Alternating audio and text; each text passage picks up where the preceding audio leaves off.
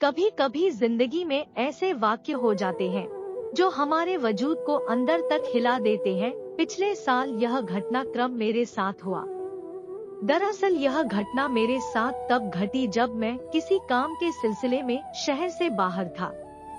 अचानक शाम के वक्त मेरे मोबाइल पर कॉल आई। उधर से रोने की आवाज आई, जो कि मेरे मित्र की पत्नी की थी। मैंने घबराकर पूछा, भाभी जी क्या हुआ? तो उन्होंने सिर्फ इतना कहा, आप जहां भी हो जल्दी आ जाइए। यह कहकर फोन काट दिया। मैं भी घबराकर उनके घर के लिए रवाना हो गया। 2 घंटे के सफर के बाद जब मैं वहां पहुंचा तभी भाभी जी मुझे देखकर फफक पड़ी। बोली, देखिए भाई साहब, आपके मित्र क्या अनर्थ कर रहे हैं। तालक के पेपर तैयार करवा कर लाए हैं।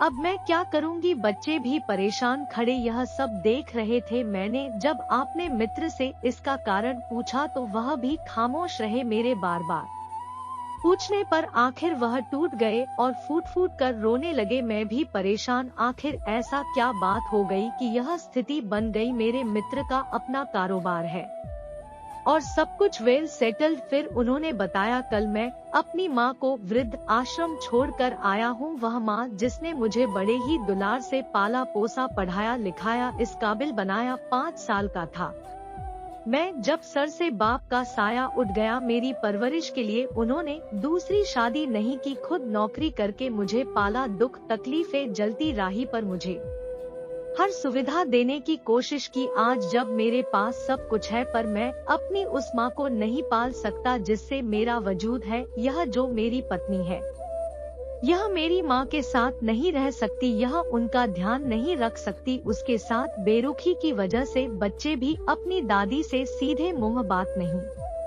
करते, यहाँ तक कि नौकर भी अपने मनमानी व्यवहार करते उनके साथ। मेरी माँ इन सब बातों से परेशान होकर वृद्ध आश्रम जाने की जिद करने लगी। घर में रोज ही कला होती। अब मैं भी अपनी पत्नी को तलाक देकर अपनी माँ के साथ ही वृद्ध आश्रम में रहूंगा। यह संपत्ति मैं अपने बच्चों और पत्नी के नाम कर रहा हूँ, जिस माँ ने अपना पूरा जीवन मुझे बनाने में लगा दिया। जब मैं उनको वृद्ध आश्रम में डाल आया हूँ तो एक दिन मुझे भी मेरे बच्चे वहाँ छोड़ आएंगे, चाहे मैं उनके लिए कुछ भी कर लूँ। इसलिए मैं पहले ही जाकर वहाँ की आदत डाल लेता हूँ और वहाँ रहकर अपनी माँ की सेवा करूँगा। यह सुनकर मैं स्तब्ध रह गया। भाभी जी भी पश्चाताप कर रही थी।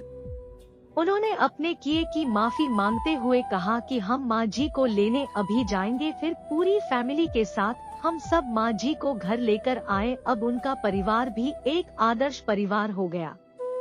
अब मेरे मित्र के चेहरे पर संतुष्टि के भाव और आंखों में खुशी के आंसू थे। इस सारे घटनाक्रम में कब रात गुजर गई पता ही नहीं चला। मुझे भी अपने घर आते आते सुबह हो गई। मित्रों, हमें हमारी जननी को हमेशा सम्मान और प्रेम भाव देना चाहिए, क्योंकि वही तो हमारे जीवन की धुरी है।